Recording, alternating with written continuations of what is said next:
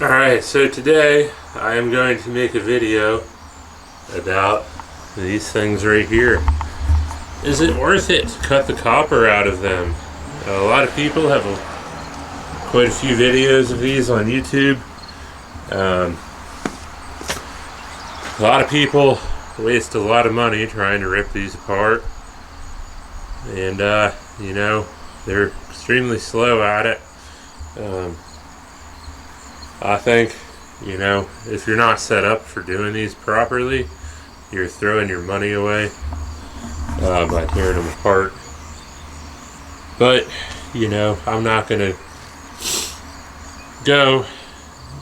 judge people based on my assumptions. We're going to learn firsthand through experimentation, math, and science how much money you're actually making by tearing these apart, and what process is the cheapest. I have quite a few different processes up my sleeves to be able to pop these apart. I actually got lucky and I got 3 of them that are exactly the same. So one of them I'm going to run plasma to pop the casing open. Another one, I'm going to use oxypropane because that's fairly common for the scrap world. And then on the other one with the white felt thing on top, I'm just going to run the grinder. And then on this other one in the back here, I'm going to run oxyacetylene. You know, a lot of people debate whether oxyacetylene is faster than oxypropane. And how much cheaper it is. So we're going to find that out today. Is it any quicker? One note to keep in mind though, this one is slightly different than these ones, but they're so similar, I think the test will be valid. This cut-in circumference that we have to cut around is slightly less on that one, as long as the motor is oriented the right way. So I think that's a fair assessment. On this one, since I already assume plasma is going to be a lot quicker, because I'm experienced and I've done this test before. I just did it before YouTube. So in this one, I'm going to run a full production timed event on this one. So I'm going to cut it apart and then quickly transition to my chop saw station. I'm going to cut the one end of the stator off, and then I'm going to quickly transition to the vise, rip out either the copper or the aluminum, throw it in a bucket, and yeah, we're going to time that with a stopwatch. The other ones, I'm only going to time how long it takes to cut the casing open. To show you the time difference between plasma, the torches, and the grinder. And I'm also going to add up the expenses when I use the grinder or the torch. I don't exactly know how to calculate the expense of running a plasma cutter because it runs on electricity, and I don't know how to calculate how much electricity this uses. But I can tell you for the consumables on the tips, which are, you know, these things inside of here, they do last quite a while. I've been able to get my Hypertherm unit. The tips on that will last over 100 units. So, and the tips I think are only maybe like $2 or $3 per piece, so like $6 for a complete set, and that'll get you 100 units done. And that's with the window AC unit ones as well, where you're stopping and starting a lot more. With these ones, it could probably do about 200 or 300 if you rotate it as you're cutting. So it's very hard to calculate the expenses for the plasma. It also uses an air compressor. The air compressor I use is not what I would have in a production setup. This is just what I bought because I needed an air compressor. That's all the information on it. Again, I don't really know how to calculate the expense of that. But when the watt meter on my generator worked, this thing would usually be running around 1300 watts. It's pretty wore out right now, so it does take a lot longer to build up air than it did when it was new. And for the plasma cutter, you can actually run a smaller unit to save you even more money, but I have that. My Hypertherm PowerMax 30 XP is in a case, and I don't feel like getting it out, so I'm running a bigger plasma than I really need to. But it's not a big deal because a lot of welders actually run these units. This is the Thermodynamics Cutmaster 58, which is a 60 amp output machine, they claim. I don't like this one as much as I do the Hypertherm, even though the Hypertherm is smaller. I feel like the 30 amp Hypertherm is actually equivalent. Well, actually, the 45 amp Hypertherm is equivalent to this one. So that's how much better Hypertherm is doing than Thermodynamics or ESOB or Victor or whatever you want to call them. So I'm going to turn this one all the way up. It's set to whatever this thing means here. Yeah, so I'm going to turn this on, and we're going to get rocking and rolling here in a second. This is running off 220 power. I think we got, this thing says somewhere around 85 psi to the torch. So, you know, whatever that calculates to in expenses, I'm sure somebody on here that watches my videos can calculate all that. I'll show you the electrical chart here. Again, I have no clue what any of this means, but somebody can pause the video and figure it out. That would be helpful to all of us.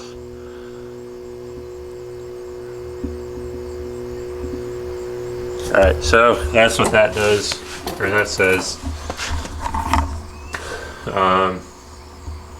Yeah, for the grinder, what I'm going to do is I'm going to measure how much.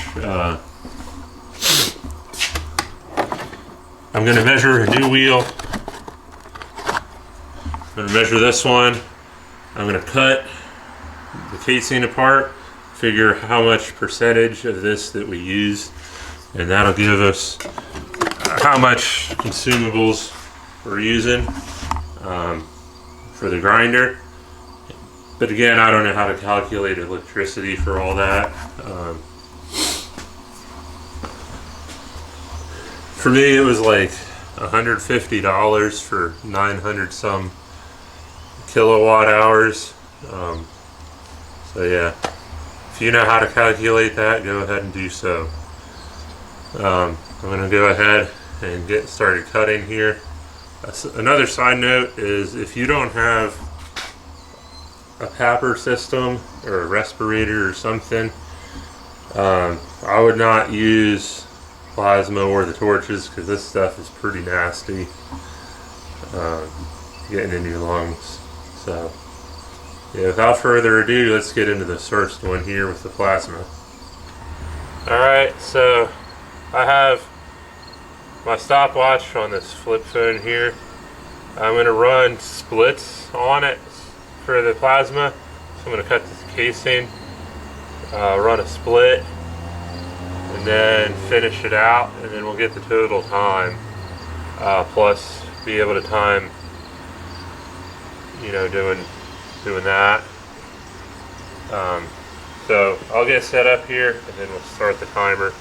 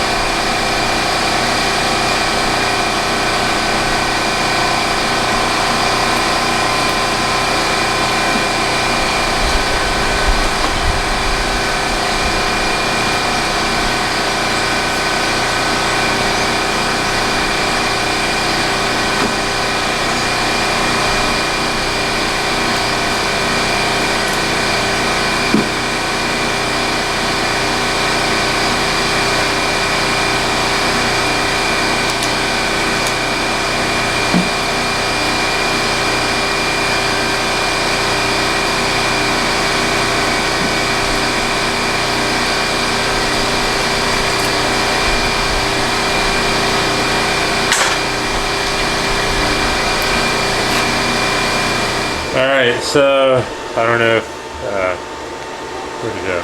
There it is. So that split is how long it took us to pull the casing apart. Even with the hiccups that I had, We were at 51.6 seconds. Alright, so this is me after editing it. I realized that I hit the split at a different part compared to the rest of what I was doing. When I was doing the torch and the grinder, I was hitting the timer after I separated the stator and got it out. With the plasma, I was hitting the timer before I got that stator out. So I'm going to have to change some of my math when I do the hourly rates. But for the overall time, that's worked out. It would have been 1 minute 10 seconds for the plasma had I calculated it the same as the torch and the grinder. Again, I had some hiccups there. That was not my fastest time. I could have it down to like 10 seconds if I really wanted to. But yeah, I had some hiccups. We were still pretty quick though. And the total time to get this apart was 3 minutes 58.2 seconds. Again, I could probably have that down. Probably have that down a bit quicker. Had I not had all the hiccups that I had. And that one was actually copper and aluminum. It was not straight copper. It was not straight aluminum. So this is the end off of that. It's kind of hard to see the copper, but some of them were copper. Some of them were straight aluminum.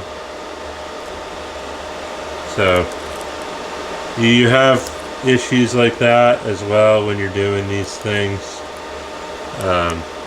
So I have a whole bucket just for copper aluminum ones, and I try to sell them for what I can get clean copper aluminum coils for. I keep them separate from the copper and separate from the aluminum. So that's going to mess up our recovery on these ones. But that's actually a fairly common occurrence when you're running, or when you're cutting these ones apart. That's a realistic thing that's going to happen to you. That small little one, I'm assuming, is all aluminum. So we might hold off on torching that until I get the scale and I can do a recovery on that one. And then you're going to have a little bit of a loss because of the oil that's in these. So you're paying, so when you sell these, you're selling them with that oil, but when you strip them, you don't have that weight of the oil.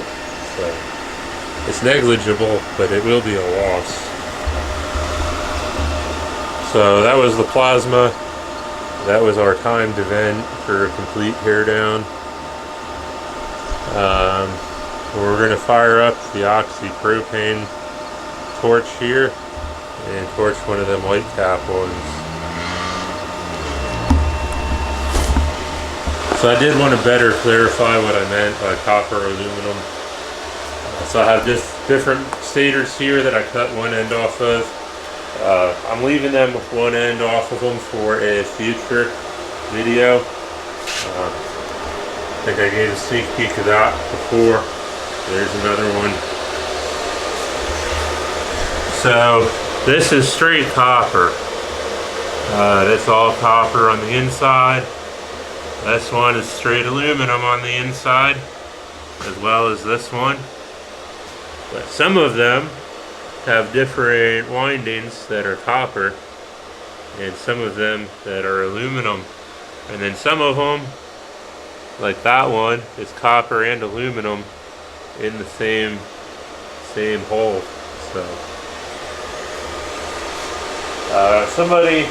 I commented on somebody's video where they started taking apart a big compressor, and then they grinded one of the windings, found out it was aluminum, and then just gave up. When you're already that far into it, just keep going, man. If you find out it's aluminum, you might have just ground one of them windings, and you might find the others are copper. Sometimes they have more copper than they do aluminum. Sometimes they have more aluminum than they do copper. You just never know. So you know, you can minimize your losses, I guess, if you wanted, by cutting both ends off, and then you can pound out each individual thing if you really were that inclined. Like I said, I normally just throw them in with the copper aluminum radiators. We'll go through a hammer mill and nobody will really be any the wiser. So yeah, let's turn the plasma off, and I'm going to move the grinder and stuff away from the torch because it's going to get messy. Sometimes these things catch on fire, and we're going to torch a white cap head. Alright, so I'm going to set up here. We're running oxypropane now. So I'm probably going to see a pretty big fireball. So I'm probably going to run a split again. I'm going to light the torch, run the split, and then do the cut, and then get the total time out of that. If you're running production, you know, you'd probably set up a couple of these and not worry about lighting the torch in between every single one of them. So yeah, that's why I'm going to do it that way. Or actually, I'll probably just light the torch and then run the timer once I'm ready to cut. And we started out with 2,250 psi of oxygen in a size 125. So once I'm done cutting, I'll shut it off and then we'll check it again. We're not going to check the bleed out of the line because you're only going to do that once. So then we'll calculate the expense of the gas that way.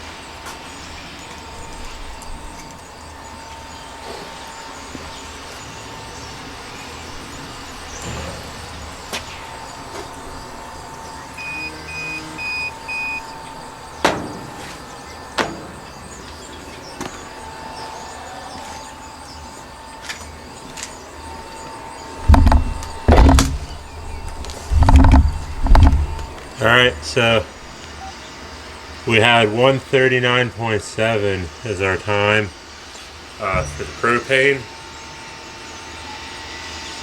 We're running. I don't know if I mentioned it, but I'm running about 10 psi for the propane, 50 psi for the oxygen. I run a bit higher oxygen setting than most welders because I'm trying to cut for time versus cut for straightness. So I'll write that down on the board, and we're going to check our oxygen, how much oxygen we got in the tank still. Alright, so we're ready to run oxyacetylene now. We're running in the same tip size, the number 1 tip size. I forgot to mention that earlier with the propane. The only difference between this and the propane setup is I have a 3/16 inch line running to the torch, whereas the propane I had a 1/4 inch line, so it doesn't allow as much volume to get there. But for running the pressures we're running now, it's not going to matter that much. I'm running 11 psi acetylene, around like 45 or so psi oxygen. I did mess up when I said 2250 psi oxygen is what we started out with the propane. It's actually what we ended with. I redid it wrong. It was 2300 is what we started with. So we dropped 50 psi on our oxygen. The acetylene and the oxygen I have written down on the board in here. We're going to do this the same way. I'm going to go ahead and start it, get the torch lit, and then I'll start the timer.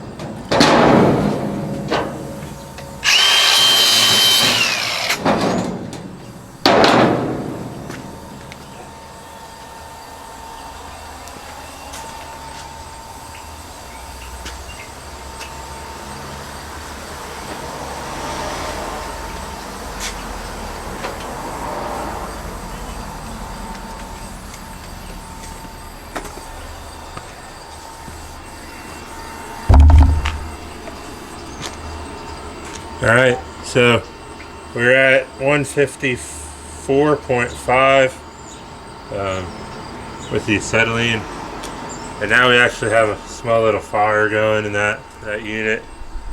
So I'm going to go ahead and put that out.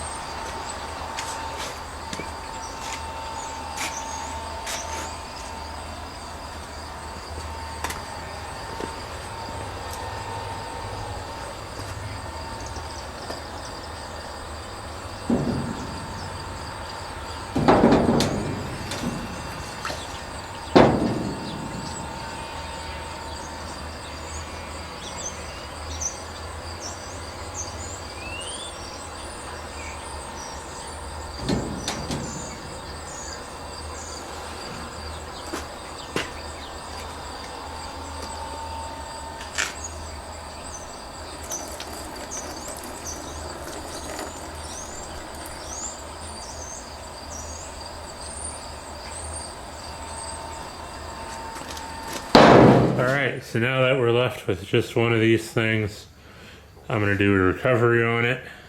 Since this one is the same as the other three, it should be exactly the same.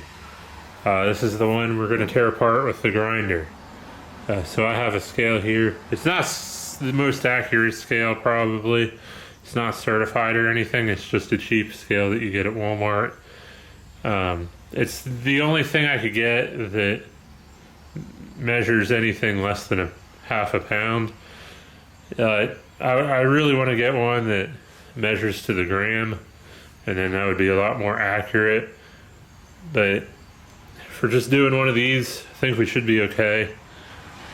And then I have another scale coming, so that way when I do larger production runs of these, I'll be able to get a better percentage on larger numbers. So yeah, let's weigh this, see what it weighs as is. So zero it out, throw that on there. It's at 17.0 pounds.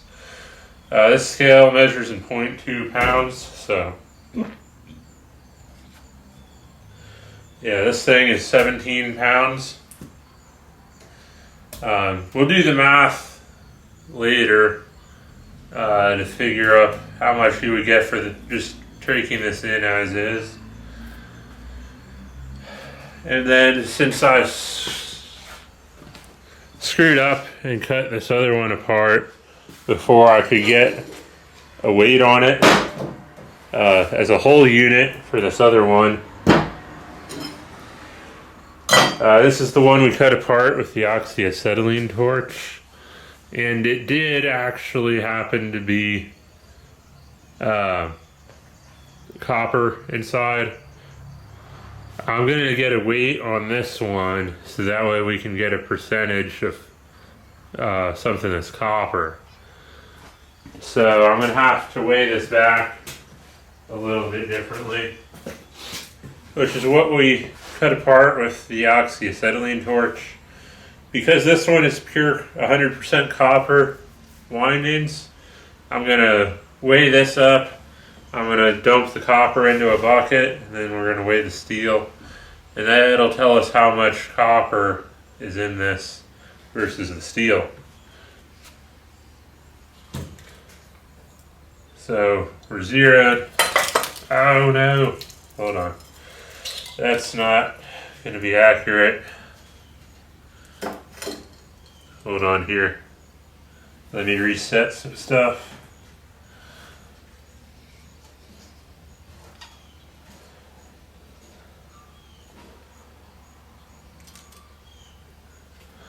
Trying to get all the little strands of copper on there that I can, although it probably won't weigh much. Alright, so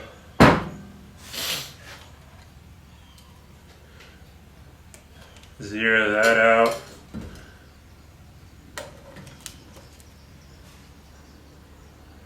So we're at 13.8 pounds with the steel and copper. I'm going to dump the copper in a bucket. And we're going to weigh up the steel.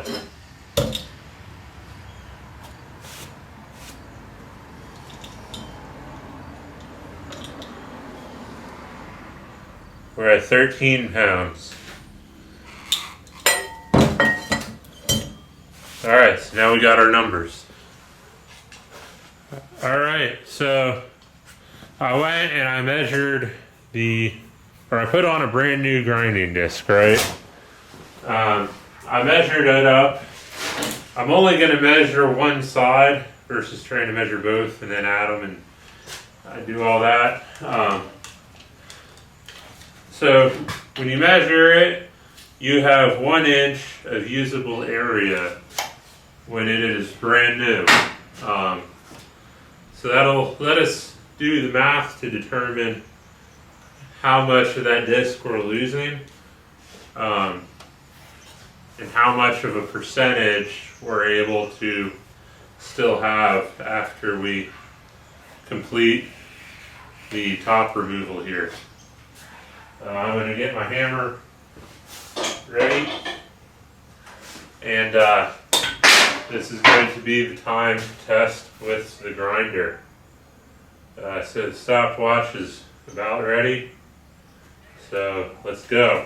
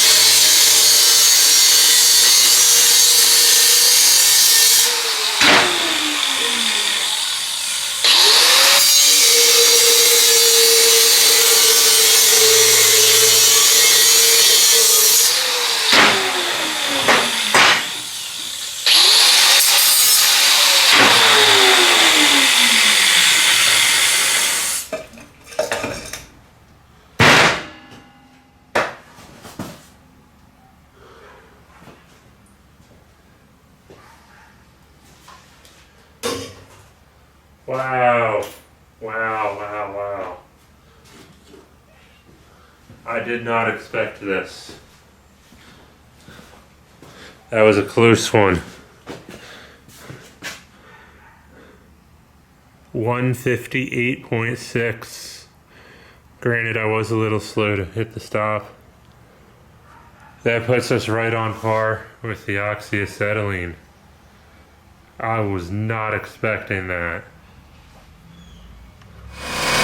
Alright, so I'm going to try a new method to get the copper off the stator here, so we don't lose as much. So I'm going to use an air hammer. We'll see how it works.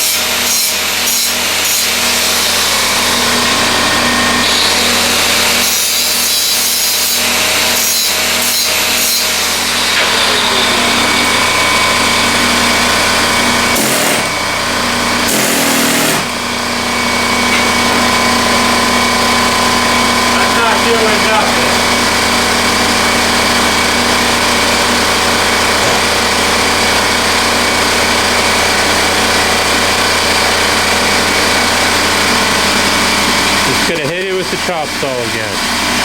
Alright, so this is the stator we just pulled out of there. You can really see in this one what I mean by it's copper and aluminum. These two things here are both pure copper, and then right next to it you have a half copper, the half copper strand. Same thing with down here, pure copper, half copper. What you can do if you want to separate that is flip it over, and you can kind of see where all that stuff goes. In this one, the copper that comes out of the center ones there goes all the way over and back into the center here. So that's a complete loop-de-doo there. So if you wanted to recover all that, I think you can actually see that it's separated by glue or something in there. So one way to separate all that is to pick all this, the string off there, and then pluck just the copper. Throw the copper in your copper bucket, and then throw the aluminum in the aluminum bucket. Like I said, I just rip this stuff out as is. I don't spend my time trying to separate it like that. As long as I can get it to get sold for copper and aluminum, I'm good. Because, you know, cutting all that, separating just the copper from the aluminum is going to take more time than separating this whole unit out. So, yeah, I'm going to pull this apart and we're going to weigh it back. Alright, so now we're ready to weigh back that motor we cut apart with the grinder. So let's do that. Zero it out. Throw that on there. We're at 16.6 with the windings.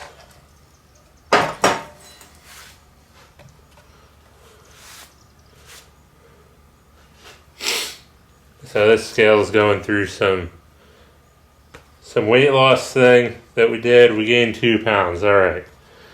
So now we're going to get rid of the copper and the aluminum.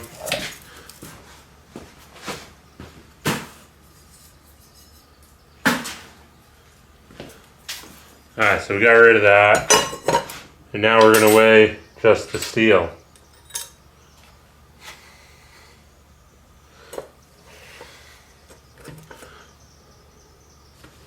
£16. All right. So that gave us a very good readout. I guess another thing to keep in mind about this, let me slide this over. So some people think that this tube here is copper. It is not, it is steel. I've never seen a copper tube on the inside.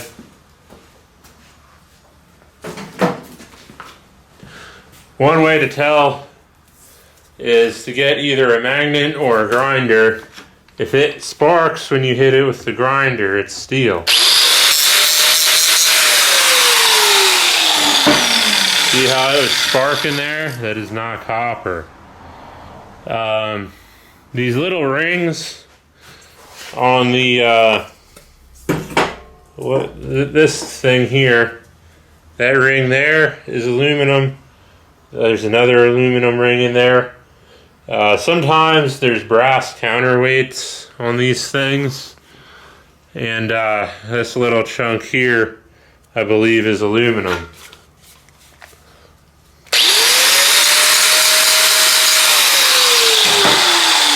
If you're really trying to get hardcore in your micro scrapping, those are things that you could pull off to better your outcome. But for me, they are not worth it. I just take them in like this. Another thing that could help you, once they're already taken apart, is these things right here are actually a different steel than you might think. For some reason, those are a high silica steel, which pays better than even the #1 prepared heavy melt. I don't know why. You know, I'm not an expert at this stuff, but you know, if you really wanted to negotiate better prices, that is high silica steel. I'm assuming that in order to negotiate those better prices, you're going to need almost an entire roll-off box to make that count for high silica. The rest of it would probably either be shred or #1 prepared. I'm going to call this shred and figure up all my prices based on the shred price. Because to me, there's too much non-metal on there for me to feel comfortable putting it in with the #1, unless the yard pretty much told me I could. But, you know, like there's this plastic doohickey on there, there's rubber. I mean, I don't know, to me that's not #1 steel. But if you can get #1 steel, go for it. But I'm gonna do my math based on shred prices. Because if you're not doing a lot of them, this is just going in a washing machine and you're calling it shred anyway. And then these little pipes sticking out are usually copper back to a certain point. I did not cut those off for our recovery unit because, you know, sometimes when you get them, they're already cut off. So you can't use that for your math. If it is on there, it's a bonus. If it's not on there, you know, you don't want to include that in your math.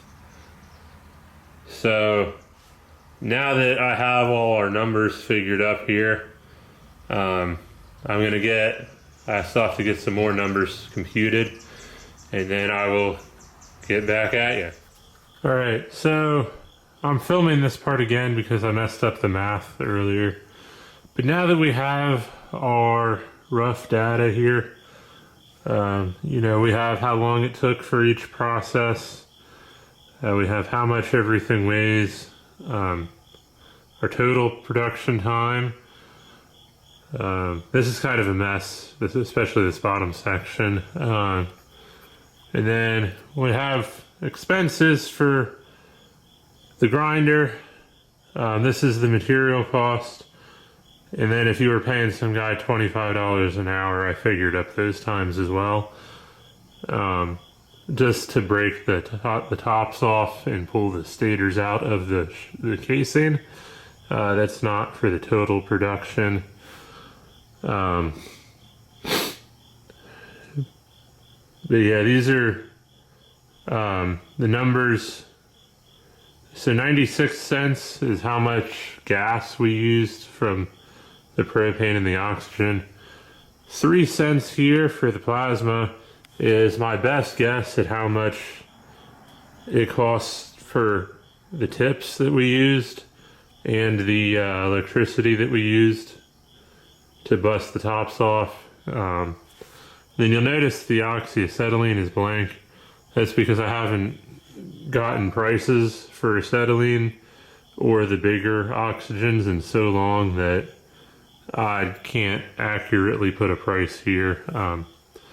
But I did use 96 cents worth of propane and oxygen when I ran that. And the expense I have for the grinder may be off because I'm measuring the diameter, and when the diameter shrinks, you actually have less circumference of that wheel to be able to utilize. So my math may be flawed on the grinder, but it should be close enough to get some rough estimates here.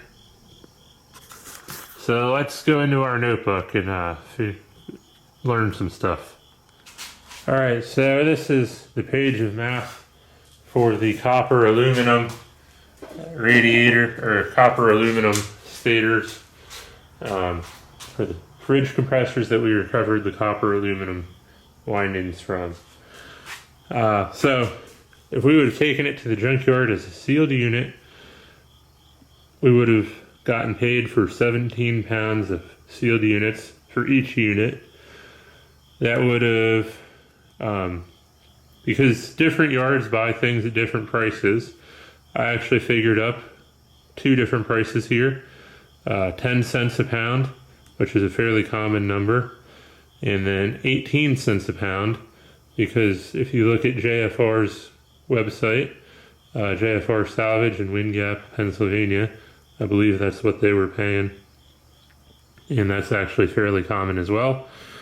So if we would have taken it in as is to a yard that only pays 10 cents a pound, we would have got $1.70. If we would have taken it to the yard that pays the higher amount, we would have got $3.06 for that unit. Because we took it apart, it is no longer a sealed unit. It is now steel, and then it will be copper aluminum. I figured out my steel price for shredder iron, because if you only have one of those, you're really not going to be throwing it in with your prepared steel, unless you have a lot of prepared steel. Some yards will be both. It could be either or. If you want to get really, really involved in this, the actual stator part, the steel from the stator, can go as high silica steel, which is supposed to pay better than prepared. But until you get into the really high volumes, like really high volume amounts, you may either be dealing with either getting shred or getting number one prepared. So I figured up our price for shredder iron is what we're getting, and then our price for copper aluminum. The place I go to pays pretty high, I think, for copper aluminum. So, your yards may vary, your prices may vary, but you can figure it up this way once you get your numbers. So $155 a gross ton, that's $155 for every 2,240 pounds. It's somewhere around slightly less than 7 cents a pound. When you do the math for 16 pounds of steel, it will get you $1.10.7. For the copper aluminum, we would be turning in 0.6 pounds for each unit, which would get us 96 cents a pound, for a grand total of $2.07 for the material we would turn in per each unit. So that would be the gross amount per unit is what we would get when we turn it in. The difference, if your yard pays 10 cents a pound, the difference would be 37 cents. And if your yard pays 18 cents a pound, you're actually losing 99 cents per unit when you turn these in. So this would be your, net amount. You can look at it that way. We still have other expenses to figure up, but this is a rough net, I guess. So when you break it down, we got 94.12% steel, 3.5% winding material, and then 2.38% was either a loss or oil. I don't get paid for the oil, so that's a loss for me. If you use it to heat your house, or you know somebody that buys it, this might not be a loss. So for me, in my prices that I get, the difference between, or actually not the difference, the actual amount that we're getting is 12 cents a pound is our yield when we turn in this. In other words, 2.07 divided by 17, or 17 divided by 2.07 is 12 cents per pound, if that makes sense. So I figured up this for the plasma cutter. If we're running 4 minutes a unit, we would make $5.10 per hour if our yard only paid us this. If our yard paid us this, we would actually lose $15.33 per hour. I figured up all this on the back page here. I'm not going to go over all this super well, but if we stayed at 4 minutes per unit with the plasma, we would be able to cut apart 15 units per hour. That's taking 1 minute 10 seconds with the plasma plus our stator time. And then I took how long it took me with the torch plus our stator time, and then with our grinder plus the stator time. This is our expenses for the materials that we lose for each process. And then so the difference minus our expenses is our true net. So if our yard pays us 10 cents a pound, we would actually only be making 34 cents for each unit. Or if we used a torch, we're actually losing 59 cents per unit. If we use the grinder, we're making 18 cents per unit, possibly. Again, my math may be flawed for the grinder. So that if we ran four minutes per unit, 4.5 minutes per unit, or 4.75 minutes per unit, this is how much we would make per hour. Again, with the torch, we're actually losing $7.85 per hour after we pay to refill our cylinders.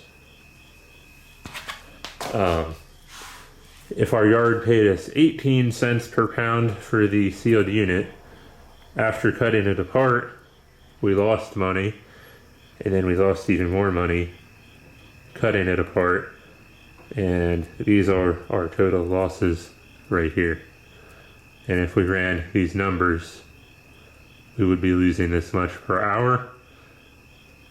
The reason why the grinder is we would lose less per hour is because we're not running as many units, so we can't tear up as many grinder wheels per hour, if that makes sense.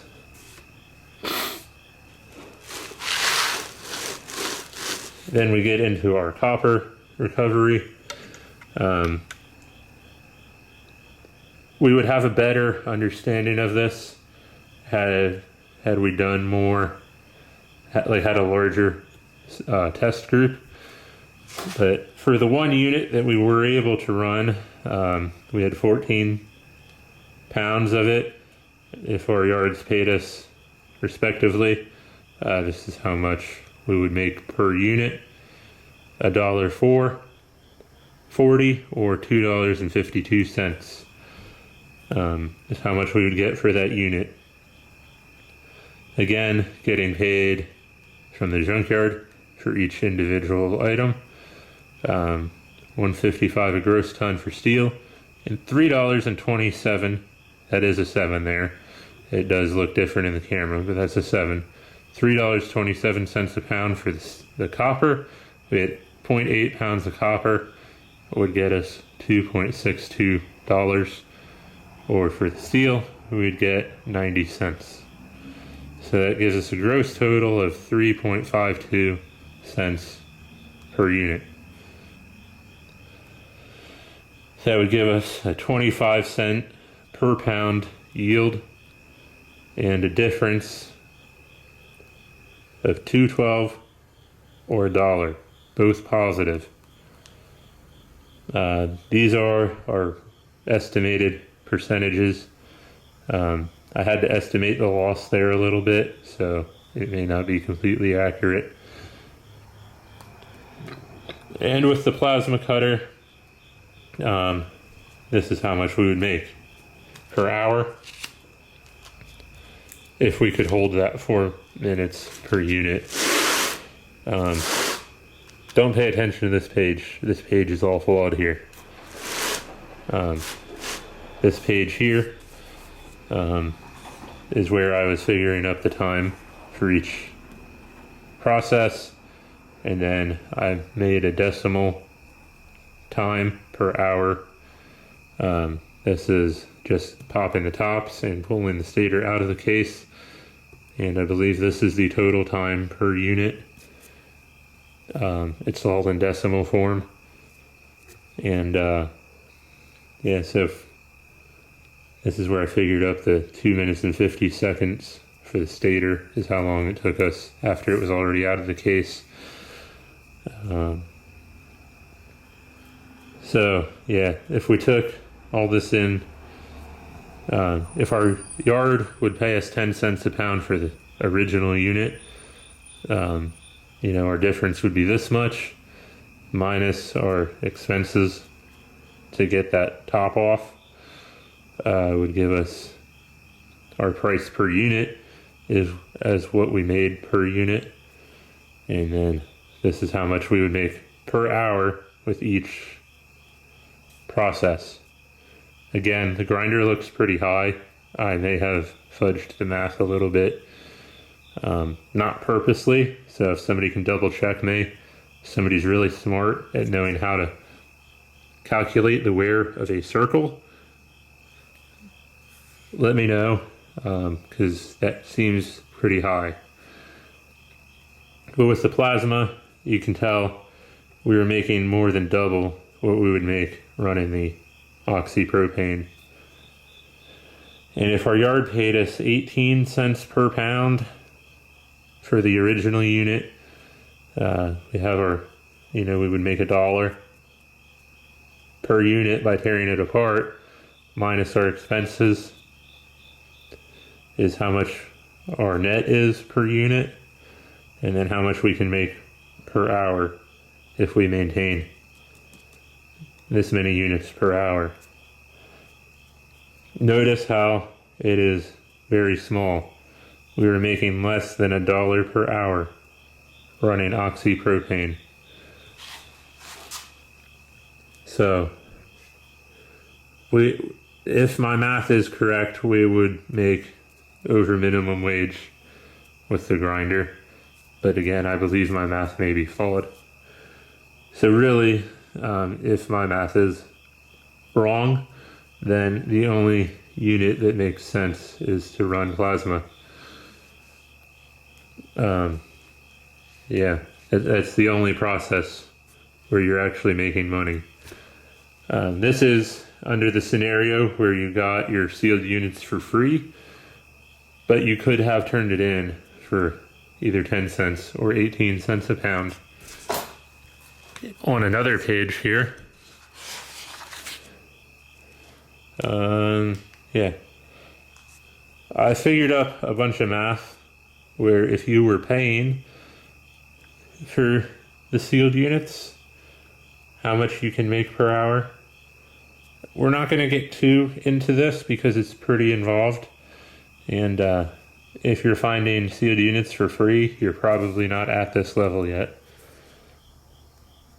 But you can see the total outcome, even with my possibly flawed math with the grinder. The only process that is actually making money, especially in this scenario, at the bottom here. The only process that's actually making money is the plasma cutter. This is with 100% copper returns on fridge compressors. Again, I may need a larger control group to verify this. And this is what we figured up for copper aluminum winding ones. And all of them lost us money. So hopefully I don't buy too many of them. If I do, go and buy some sealed units. And one way that we can improve these numbers is to improve the time it takes us to tear apart a sealed unit completely. So with all that being said, hopefully somebody learned something from this video.